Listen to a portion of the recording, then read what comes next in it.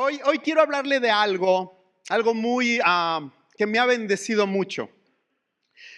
Mi familia y yo lo hemos experimentado. Yo quiero hablarle a la familia. ¿Cuántas familias hay aquí? Levánteme su mano.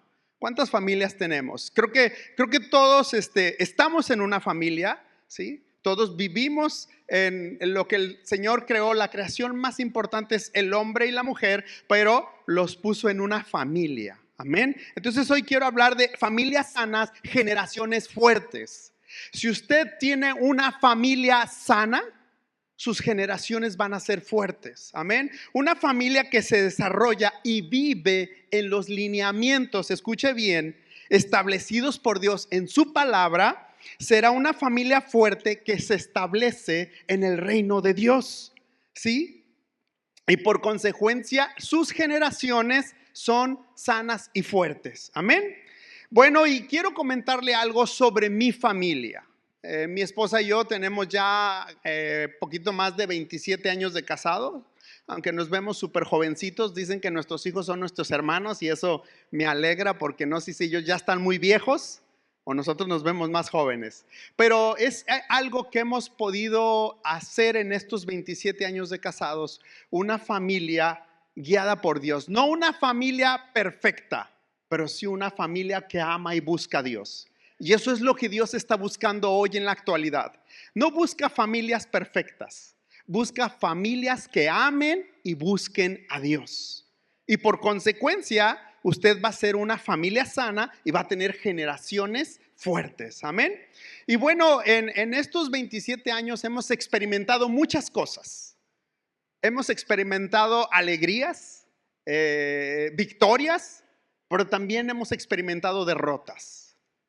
Porque esa es la realidad de nuestra vida. No siempre es victoria. Pero en esas derrotas hemos aprendido, le voy a decir algo bien importante, a levantarnos. Y es algo que tenemos que aprender. No tenemos que quedarnos allá abajo, tenemos que aprender a levantarnos. ¿Sí? Y bueno, ¿de dónde aprendemos esto de ser familias de reino, familias fuertes, familias sanas? Y quiero que me acompañe a Salmo 112 del 1 al 3, por favor. Me dijeron que como en este servicio, pues es el último, tenemos todo el tiempo del mundo. Y nosotros, bueno, le doy un poquito nuestro contexto, somos de Guadalajara, un ojo nos brinca y otro nos baila. Tenemos 7 años ya viviendo aquí en Monterrey, ya somos regios. Olemos a carne asada. Hay un asador afuera de nuestra cochera. Y no le digo a qué equipo le vamos porque si no el pastor ya no me invita a predicar. Pero pues ya se imaginará de Guadalajara, ¿verdad? Ni diga nombre porque me bajan ahorita. Pero quiero que ponga atención y sé que Dios va a hablar a su corazón. ¿Cuántos quieren tener una familia sana? ¿Cuántos quieren que sus generaciones sean fuertes? Entonces, vamos a aprender cómo, le voy a dar unos principios, cómo podemos hacer que nuestra familia sea sana y que nuestras generaciones sean fuertes. Dice el Salmo 112 del 1 al 3, dice, bienaventurado, o sea, feliz. ¿Sí? Bienaventurado el hombre que teme a Jehová y en sus mandamientos se deleita en gran manera. Yo veo aquí el salmista da 2 requisitos. Y uno de ellos es que debemos de tener ese temor al Señor y dice, deleitarnos en gran manera en sus mandamientos. Veo esos 2 requisitos. ¿Y cuál es la consecuencia de que si hacemos esto va a suceder? Dice que su descendencia, versículo 2, será poderosa. Esto me habla a influencia. Su generación va a ser de influencia. Mi querido hermano, hermana, amigo que estás aquí o que nos sigues ahí en línea. Dice que su descendencia será poderosa en la tierra.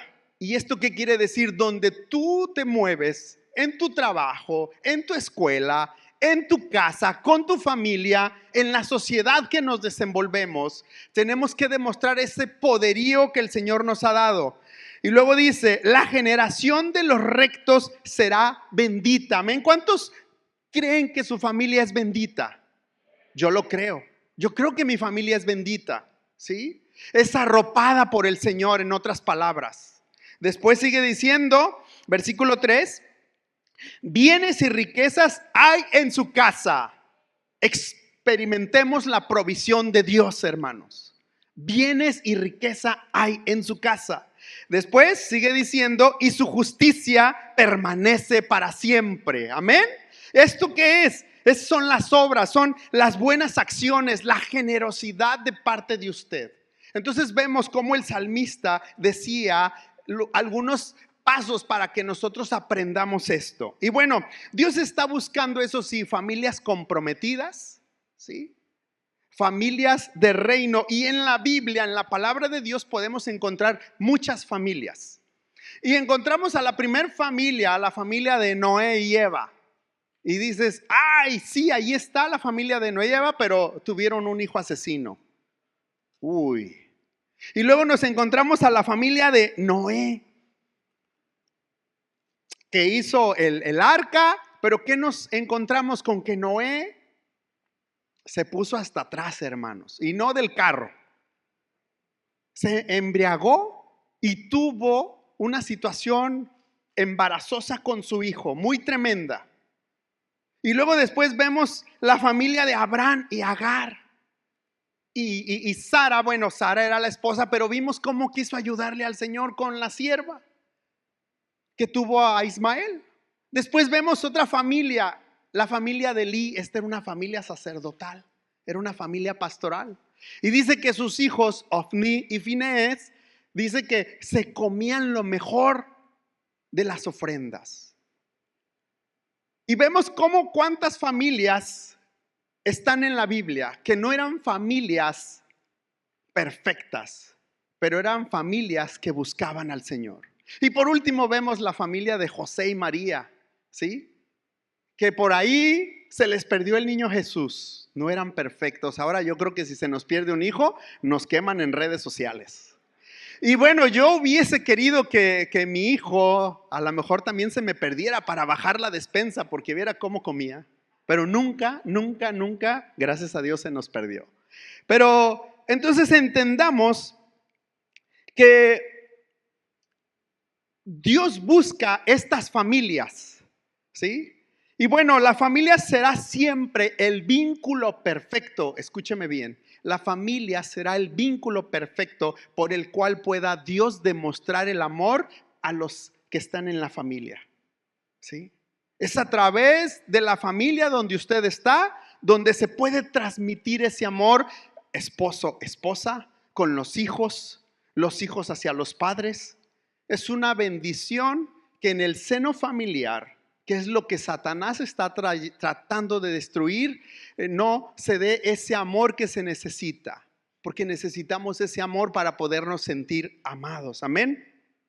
Y entonces vamos hoy a aprender esos principios de los cuales le estoy hablando, para que usted pueda aplicarlos en su familia, pero también los puede aplicar en su trabajo, en su escuela, jóvenes, ¿sí? En su negocio, en cualquier lugar donde usted se encuentre. Usted puede, escuche bien, hacer estos principios y por consecuencia va a tener una bendición especial de parte de Dios. Y bueno, quiero que veamos el primer principio. El número 1 es: demuestre su amor. Y ese es el mejor y principal principio que podemos encontrar. Ahora, hay muchos principios que podemos ver, pero solamente le quiero mencionar algunos. Y el primero es: demuestre su amor. Necesitamos demostrarnos el amor en la familia. Y a veces no lo hacemos. Mientras no tengamos el conocimiento y la revelación de la palabra, no mostraremos el amor correctamente. Necesitamos conocer bien la palabra para poder demostrar el amor correctamente, porque suele pasar que ahora, sobre todo quizás el padre de familia o la madre de familia, porque ya ahora pues tienen que trabajar los dos, ¿sí? La situación económica a veces así sucede. Y bueno, el padre piensa que solamente por proveer las necesidades está supliendo el amor de los hijos o de la esposa, pero no es así. Ese es algo que se tiene que hacer. Pero necesitamos hacer más cosas para poder demostrar ese amor y poder tener una familia fuerte. Y bueno, ¿cómo demostramos ese amor? Quiero que me acompañe allí al libro de Colosenses 3, del 12 al 14, y vamos a ver cómo Pablo le escribe a la iglesia que está allí en Colosa, y le habla muy claramente y le dice, vestíos. O sea, tú tienes que vestirte, te habla a ti. Dice, vestíos pues como escogidos de Dios. Y quiero decirte una cosa, tú no escogiste al Señor, el Señor te escogió a ti. Desde la eternidad ya había pensado en ti. Ya había dicho, me voy a fijar en ese güerito simpático, me voy a fijar en ese, dicen nuestros hermanos colombianos, en ese morochito. Pero Dios ya te tenía a ti en la mira, no tú a Dios. Entonces dice, vestíos pues como escogidos de Dios, santos y amados. Pablo habla con esa ternura y les dice santos y amados, apartados para Dios y amados para Dios. Y a veces, déjame decirte una cosa, hermano, hermana, amigo, a veces no nos dejamos amar por el Señor. A veces no permitimos que ese amor llegue a nuestro corazón y nos abrace. Entonces dice, amados, de entrañable misericordia. Fíjate cómo es que nosotros tenemos que expresar el amor a quienes están a nuestro alrededor. De entrañable misericordia, de benignidad, de humildad. ¿Habla, Señor? De humildad, de mansedumbre, o sea que tenemos que ser quietos, ¿sí? De paciencia. ¿Cuántos necesitamos la paciencia, hermanos? Yo levanto mi mano. No, levántela bien, no le dé miedo. Si la esposa lo pellizca, quiere decir que la levantó a fuerzas. Tampoco abuse, hermana, Dice, de mansedumbre, de paciencia, soportándoos unos a otros. Ay, fue como dicen en el pueblo de mi padre, donde la puerca torció el rabo. Soportándonos unos a otros. A veces es difícil soportar, hermano. Sí, es difícil. Es difícil. Dice, soportándonos a otros y perdonándonos unos a otros si alguno tuviere queja contra otro. Entonces, ¿qué tenemos que hacer? ¿Qué nos dice la palabra? Que tenemos que perdonarnos. Pero es que, hermano, usted no sabe la que me hizo. Pero es que no sabe lo que mi hijo está haciendo, lo que me hizo mi hijo. Dice la palabra que tenemos que perdonarnos. Dice, ¿cómo? De tal manera que Cristo os perdonó, así también hacedlo vosotros. Entonces hay un principio aquí que yo puedo ver. El perdón es tan importante. Con el perdón demostramos ese amor. Amén. Dice, versículo 14, y aquí viene algo bien importante. Y sobre todas estas cosas, dice, vestíos de amor, que es el vínculo perfecto. Entonces yo puedo ver aquí que todo lo que está atrás, si no está hecho con amor, de nada funciona. Dice que nos vistamos de amor, que es lo que abre la brecha. Es ese vínculo perfecto para poder demostrar el amor allí en familia, allí en casa. Pero a veces hacemos todo lo contrario. Demostramos que no amamos a nuestra familia. Y quiero allí también Pablo era muy directo con las iglesias. Y allí en el libro de Éfeso, a la iglesia que estaba en Éfeso, le escribe esto allí en Efesios 4, 31 y 32. Y otra vez Pablo vuelve a decir, dice, empieza este versículo, quítense. ¿Quién va a venir a quitarlo, hermano? ¿Su esposa o su esposo o los hijos? No, Pablo le enseña a la iglesia y le dice, quítense, ustedes háganlo. Dice, quítense de vosotras toda amargura. ¿Sabía que la amargura seca los huesos? Hace muchos años yo tuve el privilegio de haber conocido al Señor desde niño. Mis padres me enseñaron el evangelio desde que yo era un niño. Y crecí en la iglesia cristiana. Y anduve siempre en el ministerio y siempre sirviendo con los jóvenes y bueno, toda mi vida ha sido de iglesia y de estar sirviendo. Y recuerdo que una vez fuimos con una hermana que ella tenía artritis. Y recuerdo que le empezábamos nosotros a compartir, íbamos el grupo de jóvenes a compartirle. Y hablábamos con ella. Y hasta que una persona más grande que nosotros llegó a tocar lo más profundo o más bien detectó cuál era la raíz y había amargura en su corazón contra su esposo. Entonces recuerdo que ellos le ministraban y le dijeron: es que usted tiene que perdonar si usted quiere ser libre. Y ella no quería por mucho tiempo, pero llegó el momento en que ella decidió perdonar. Y mire qué cree que pasó. Su artritis sí fue. Ahora, no estoy diciendo que alguna persona que tiene artritis es porque no ha perdonado, pero es parte de. Entonces dice que quítense de vosotros toda amargura. Y después viene allí enojo, ira. Ay, hermano, pues es que dice ahí también en la palabra de Dios: airaos, pero no pequéis. Y pues yo de ahí me agarro. ¿No? O sea, yo sé que dice ahí en la palabra, pero también dice que no se ponga el sol sobre vuestro enojo.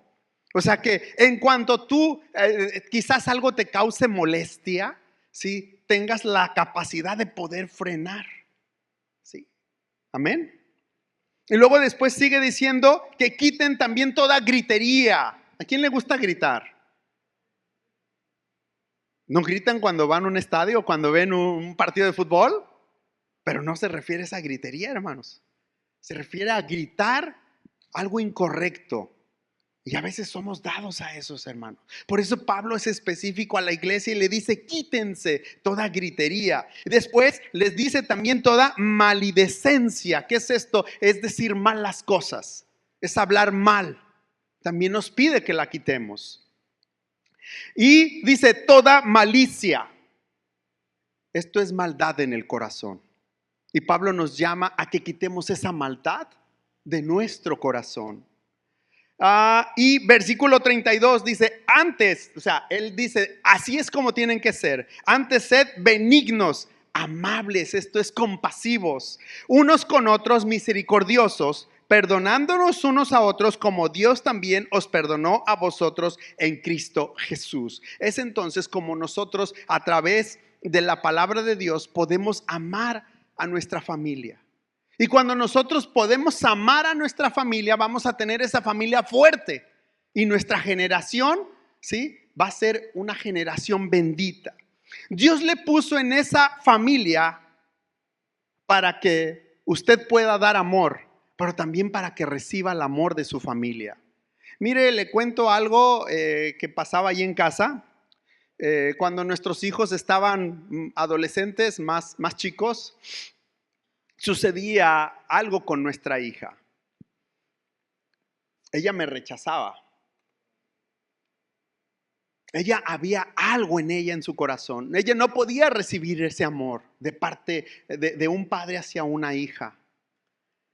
Y fue un proceso difícil. Fue un proceso que dolía en el corazón. Pero quiero decirle que un día el Señor llegó a su corazón y pudo recibir ese amor. Y yo le digo hoy, hermano, hermana, no sé qué esté sucediendo en casa. Solamente Dios y usted lo sabe. Y el Espíritu Santo es el que va hoy a tocar el corazón, que quizás es un corazón de piedra, y va a poner un corazón de carne. Y le digo porque yo lo viví con nuestra hija. Y fue tan hermoso cuando vino esa sanidad y ella pudo recibir mi amor y yo pude darle ese amor. Entonces es importante que para que usted, escuche bien, tenga esa libertad de amar, tiene que experimentar esto. El siguiente punto para que usted tenga esa familia es la fe. Es la mejor forma de estar equipados para estar fuertes y sanos. Y es tan importante, la fe es la confianza ciega en el Dios Todopoderoso. Eso es la fe, una fe ciega en el Dios Todopoderoso. Con la fe usted puede impactar todo su entorno, puede impactar su familia, su sociedad, su trabajo, su escuela, donde usted está. sus clientes. Necesitamos ser una iglesia que impacte, una familia que impacte. Si su esposo, su esposa o sus hijos no conocen de la palabra, usted tiene la obligación de impactarlos a través de su fe. Y se ocupa fe para todo. Se ocupa fe para salvación. Se ocupa fe para sanidades. Se ocupa fe para milagros. Se ocupa fe para batallas espirituales. Y yo pudiera contarle muchos testimonios de los cuales el Señor ha hecho a través de nuestra vida en el ministerio, porque estuvimos como por 10 años en un ministerio de tiempo completo sirviendo al Señor, pero también estuvimos en la iglesia local en Guadalajara sirviendo y pudimos ver muchos testimonios y aún en nuestra familia. Hace como 20 años yo era una persona bastante obesa. Pesaba casi 100 kilos, aunque usted no lo crea. Pero si me invita a comer, sigo comiendo igual, no se preocupe. Y tuve una cirugía, una hernia yatal, y que no quedé bien y regresé 12 veces a un quirófano. Y fue muy difícil esa situación de enfermedad. Y yo le decía, Señor, ¿cuál es tu propósito por el cual yo estoy aquí, Señor? Porque regresar 12 veces al quirófano no fue nada grato. Bajé a pesar 54 kilos, hermanos, de pesar 100 kilos. Entonces, es algo que yo pude experimentar ahí. Yo le decía, Señor, ¿qué quieres hacer con esto? Él me decía, quiero que tu fe crezca. Y recuerdo que en la 20ª vez que entré al quirófano, mi esposa me vio tan mal que allí en el hospital donde íbamos a que me hicieran las cirugías, recuerdo que había una capilla donde uno puede entrar y orar, y ella me platica después que ella entró a orar ahí. Y tan mal me vio que le decía, Señor, si es tu voluntad que mi esposo se vaya, Señor, pues yo te lo entrego. Y yo le dije, mira, quería cambiar de mueble. Pero no, aquí está su güerito, que por cierto por ahí está. Y pudimos experimentar, pero en ese proceso Dios nos enseñó tanto también a nuestros hijos, porque nuestros hijos vivieron ese proceso y ellos veían cómo yo me aferraba a que el Señor me sanara.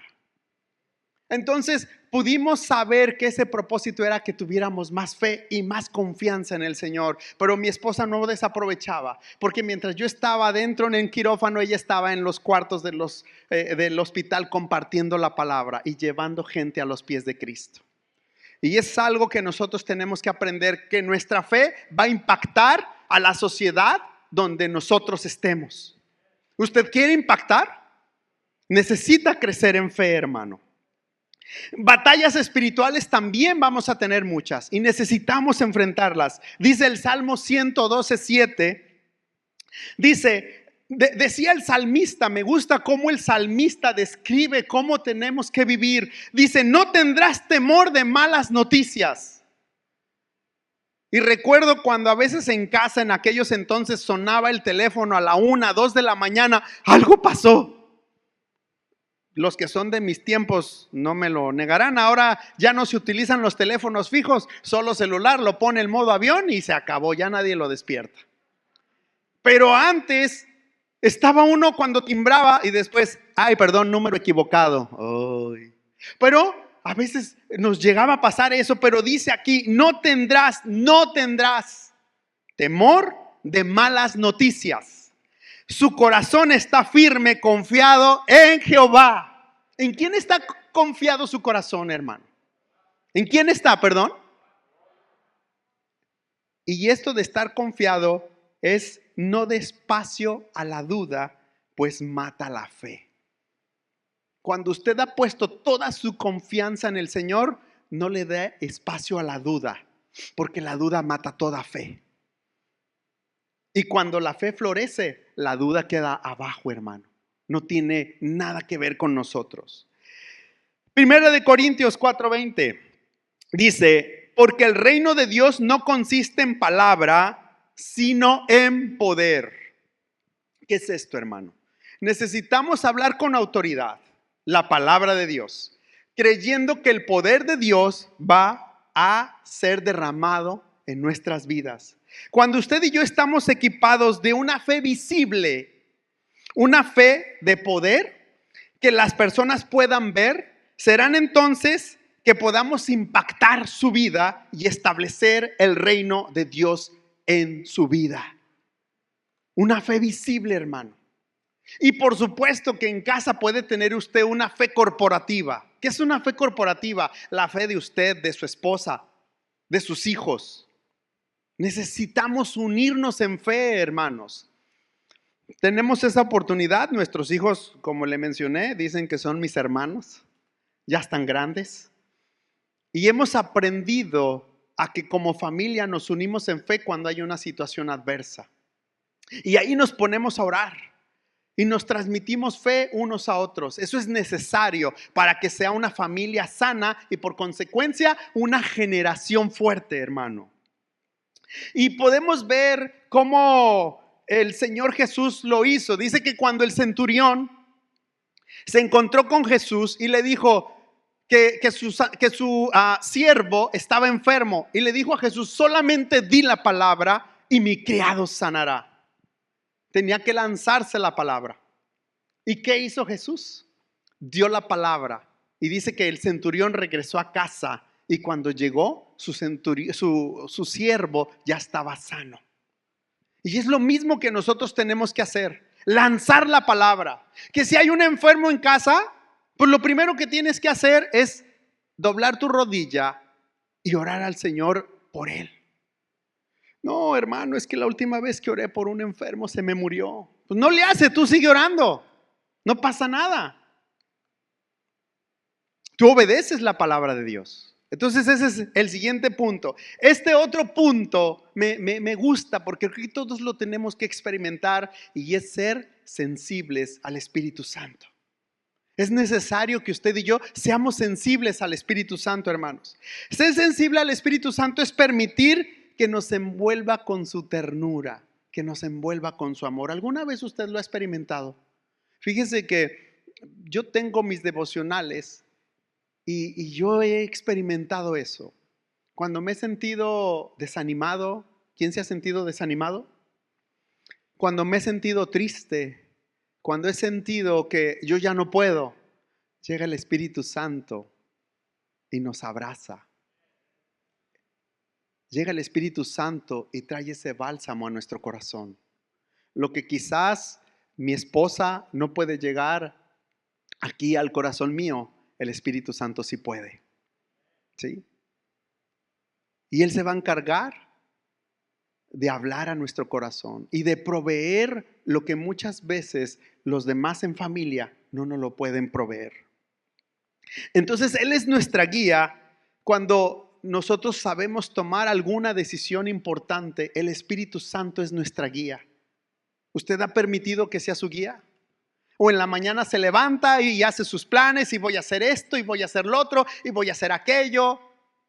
Pero le ha preguntado al Espíritu Santo: Espíritu Santo, ¿qué tienes para mí?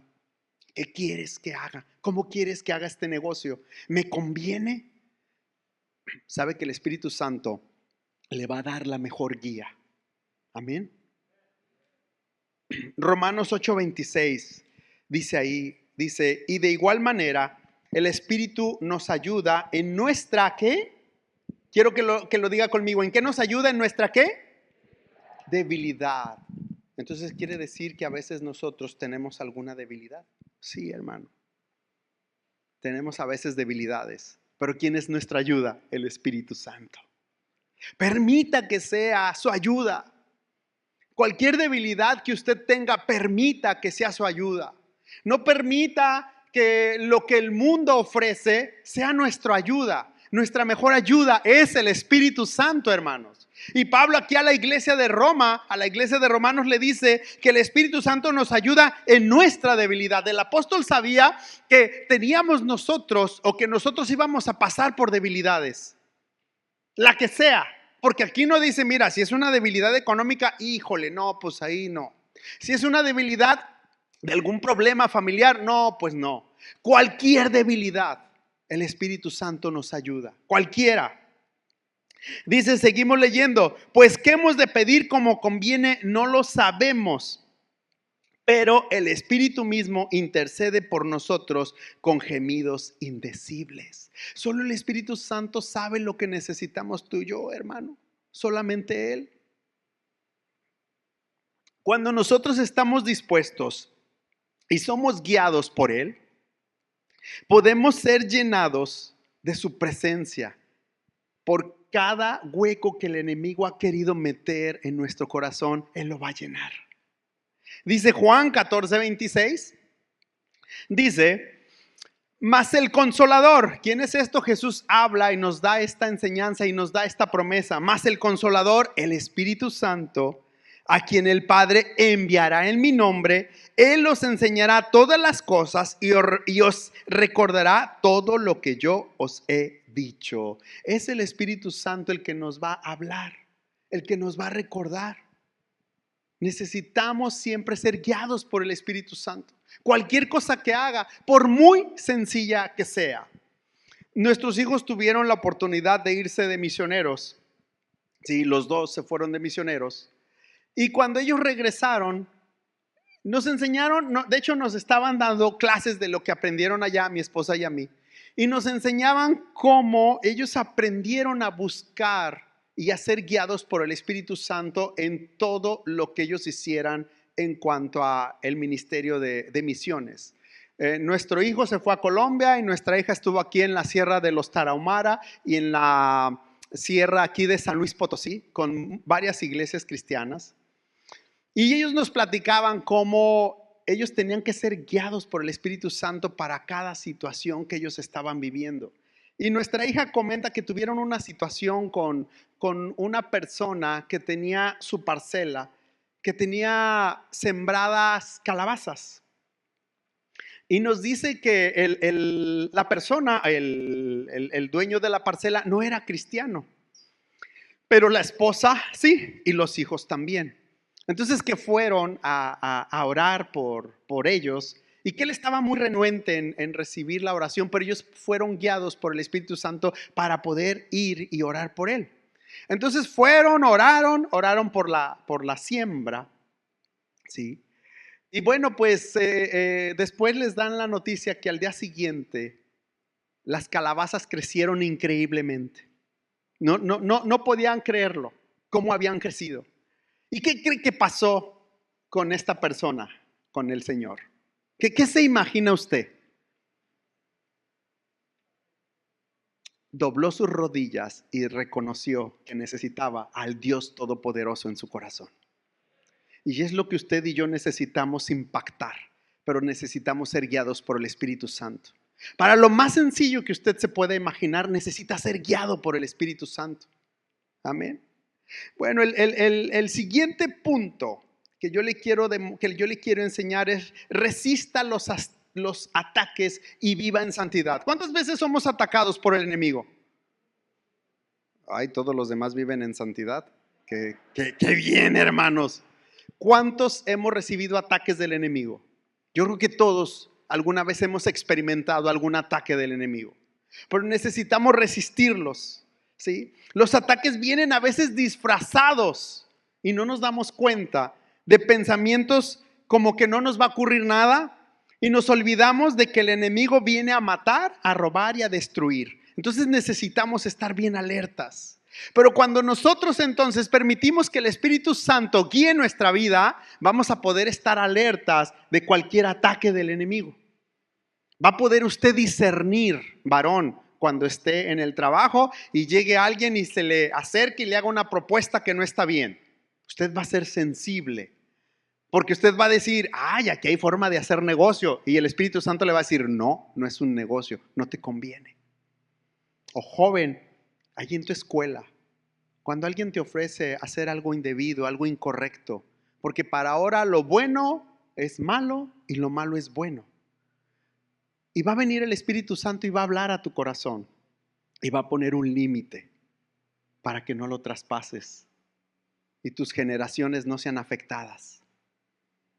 Dice ahí en 1 Corintios 6:12: todas las cosas me son lícitas, decía Pablo, mas no todas convienen. Entonces el enemigo va a mandar esos ataques pero tenemos que estar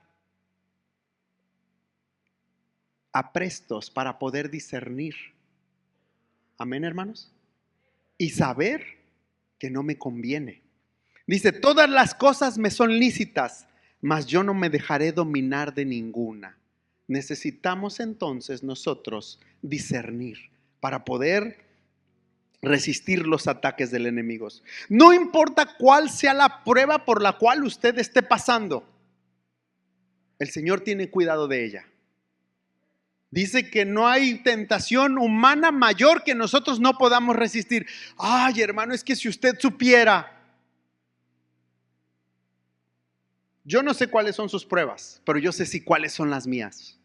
Y yo se las he dejado al Señor. Yo le pido, ayúdame, Señor. Y es lo mismo usted. Usted solo sabe cuáles son sus pruebas, pero dice que no hay una prueba mayor que usted no pueda resistir. Amén. Si usted resiste, no habrá demonio, escúcheme bien, si usted resiste la prueba, no habrá demonio que pueda traspasar los límites que Dios le ha puesto. No habrá demonio que traspase esos límites que Dios le puso. Pero necesitamos estar firmes, hermanos.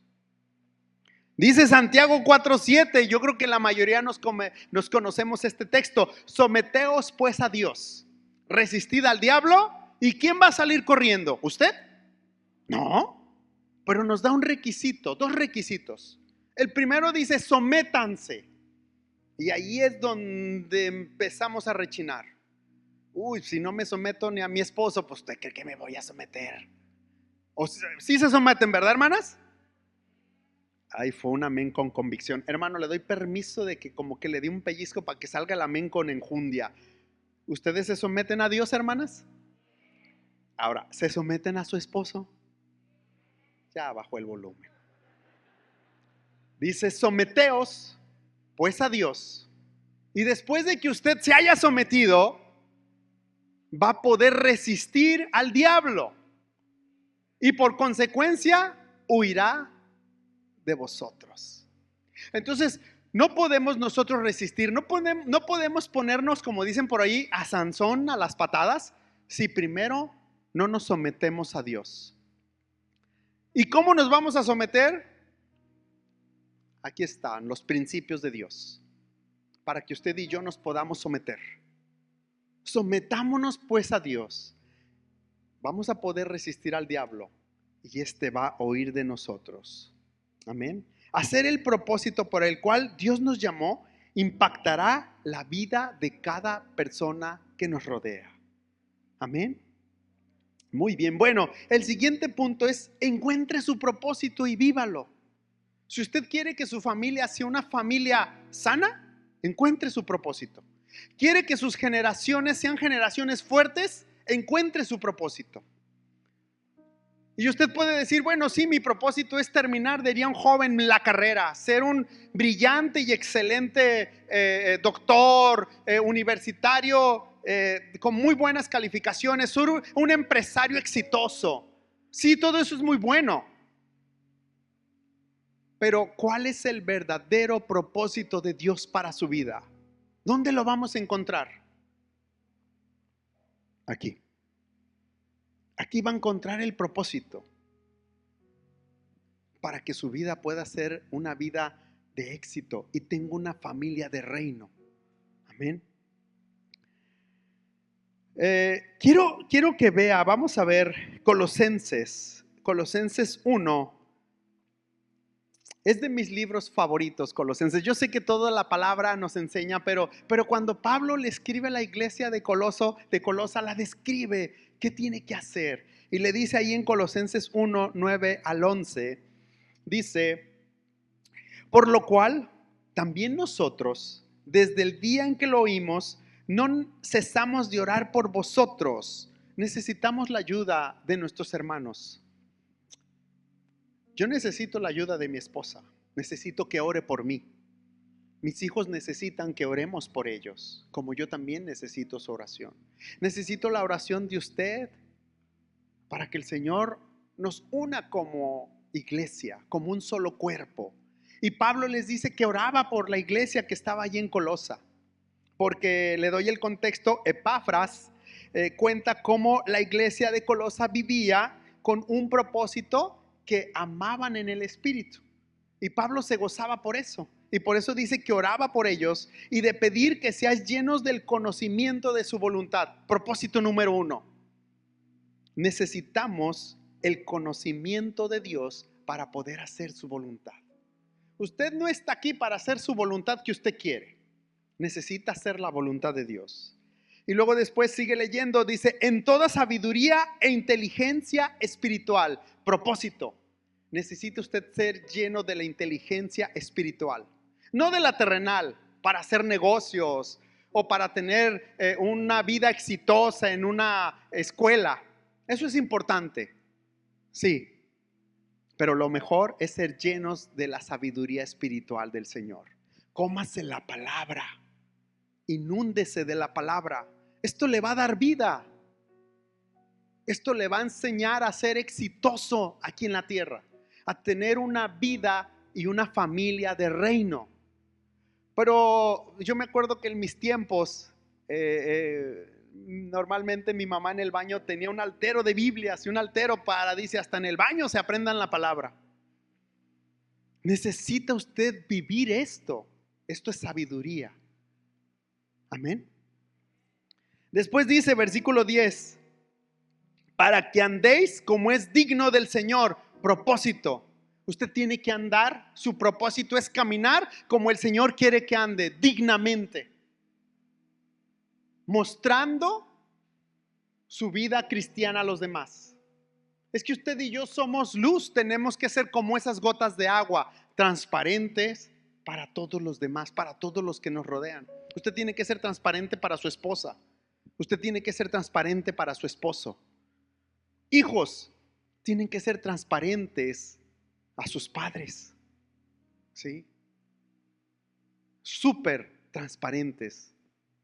Después dice, agradándole en todo. Propósito. Usted tiene que agradar en todo a Dios. ¿Y qué es en todo? Todo lo que usted haga. En casa, en su trabajo. Ay, que hay forma de ganarnos una lanita por debajo del agua. Usted tiene que agradar a Dios en todo. En todo. Siguiente, dice ahí, agradándole en todo, llevando fruto en toda buena obra. Propósito. Usted necesita llevar fruto. Usted no puede andar por la vida sin que alguien tome un fruto de usted. Usted no puede caminar, venir a la iglesia sin que usted sea bendición para alguien. Sin que en su casa usted sea bendición. Usted siempre tiene que ser como lo que dice el salmista. Dice que usted es como un árbol plantado junto a corrientes de agua. ¿Cómo está un árbol plantado a un lado de un río? ¿Todo seco, trespeleque? Está verde. Y si es un árbol que da fruto, siempre dice tiene fruto. Así usted debe de ser. Ese es el propósito de Dios. Usted tiene que dar fruto. Yo le pregunto, ¿hace cuánto que no da un fruto? ¿Hace cuánto que nadie se acerca y le dice, oye, gracias por la palabra que me diste?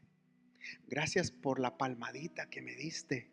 Gracias por la oración que me enviaste. Déjeme decirle que ahora es tan fácil bendecir a nuestra familia, a nuestros hermanos en la fe. Anteriormente en nuestros tiempos, digo, no estoy muy vejestorio que digamos, pero en nuestros tiempos eran las cartitas y cosas de ese tipo. Ahora usted agarra su celular, manda un audio, sabe que alguien está pasando por una necesidad, le da un audio y todavía más, le da una ofrenda. Amén. Le da una ofrenda. Hermanos, por favor. Es tan necesario que nosotros demos fruto. Después sigue diciendo, y creciendo en el conocimiento de Dios. Propósito.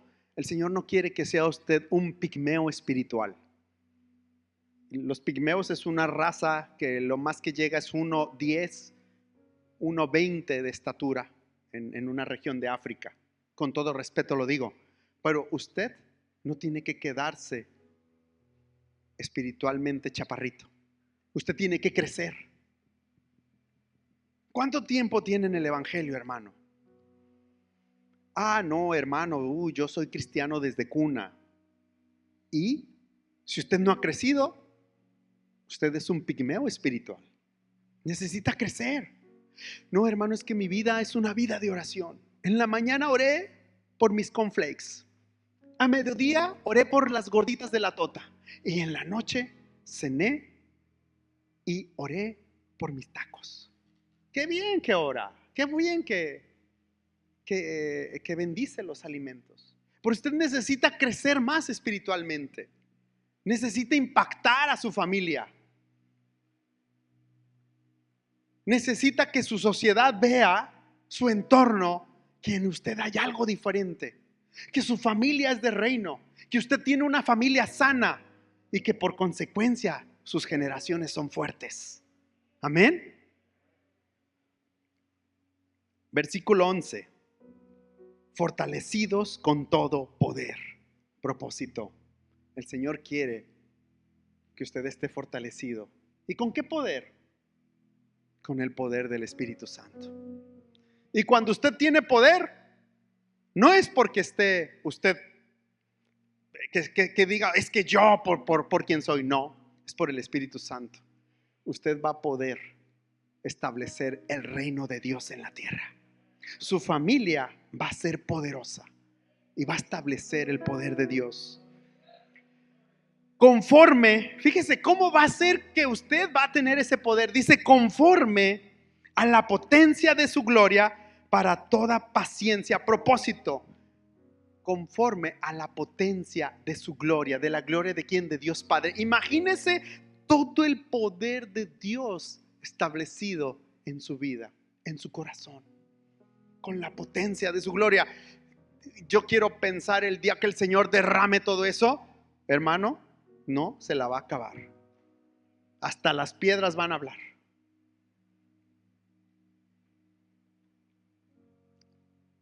Dice, conforme a la potencia de su gloria para toda paciencia y longanimidad. Déjenme decirle, busqué qué es esta palabra. Y dice que es la grandeza y la constancia de ánimo en las adversidades. Propósito, Dios quiere que usted crezca en las adversidades. Necesitamos aprender a crecer en las adversidades. Cuando encontramos el propósito de Dios, su palabra en nuestra vida, nuestro propósito pasa a segundo término. Encuentre el propósito de Dios primero y su propósito o los propósitos personales van a ser a un lado. Amén. Y por último, que ya casi se nos va el tiempo, el último punto, su vida tiene que ser una vida de servicio. ¿A cuánto les gusta servir? Pero tenemos que servir con excelencia, hermanos, con calidad, dando ese plus. Tenemos que aprender a servir. Dice Efesios 6:7, dice, sirviendo de buena voluntad, como al Señor y no a los hombres. Entonces, este servicio que usted tiene que prestar, lo tiene que hacer en casa. Tiene que dar el extra, hermano, tiene que dar la milla. Sin que lo pongan a lavar los trastes o la loza, usted hágalo. No, pues es que ya lo hago, hermano, pues vuélvalo a hacer. El servicio que nosotros hagamos dice que lo tenemos que hacer como para el Señor. Y hablo en general. En la iglesia, hermano, ¿sabe que se necesita tanto servidor? ¿Sabe que se necesita que haya personas que estén sirviendo, hermanos que estén sirviendo? Necesitamos aprender a servir. El mejor ejemplo de servicio nos lo dio el Señor Jesús. Cuando Él decidió dejar el cielo, dejar su gloria, y vino a servirnos, vino a morir por nosotros. Dice en el libro de Hebreos que no escatimó el ser igual a Dios, sino se hizo siervo para venir a servirnos. Nosotros tenemos que aprender a servir. Cuando tú y yo aprendemos a servir, impactamos a los que están a tu alrededor. Si usted, hermana, nada más barre su banqueta o su pedazo de frente de casa, del extra, bárrale a la vecina. No le hace que le caiga mal. Necesitamos aprender a dar el extra. Cuando usted da su servicio en donde sea, todo su entorno notará que hay un hijo de Dios haciendo las cosas bien. Escuche bien. Cuando usted da su servicio, la gente va a notar que hay un hijo de Dios haciendo las cosas bien. Tenemos que aprender a servir. Dice Gálatas 5:13, porque vosotros, hermanos, a libertad fuisteis llamados, solamente que no uséis la libertad como ocasión para la carne, sino servíos por amor los unos a los otros. Entonces tenemos que aprender a servir, hermanos. Cuando usted impacte a su familia en el servicio, algo va a ver la familia. Algo va a ver, algo van a ver en su trabajo. Algo van a ver ahí en tu escuela, chico. Necesitamos aprender a servir. Impacte con su servicio. Jesús fue ese mejor ejemplo. Hay tanto que hacer en la familia, en la iglesia, en nuestra escuela, en nuestra sociedad. Dios está buscando gente, fíjese bien, Dios no busca gente desocupada. Dios va a buscar siempre gente ocupada. Usted revise toda la Biblia y Dios siempre llama a alguien que está ocupado. A los discípulos, ¿qué estaban haciendo? Estaban pescando y los llamó y les dijo, vengan. Y a veces aquí para el ministerio, oiga hermano, necesitamos que se incorpore, que nos ayude. Ay hermano, y nunca tenemos tiempo. Usted tiene que abrirse un espacio, un tiempo para servir, porque Dios no busca gente floja, Dios busca gente ocupada.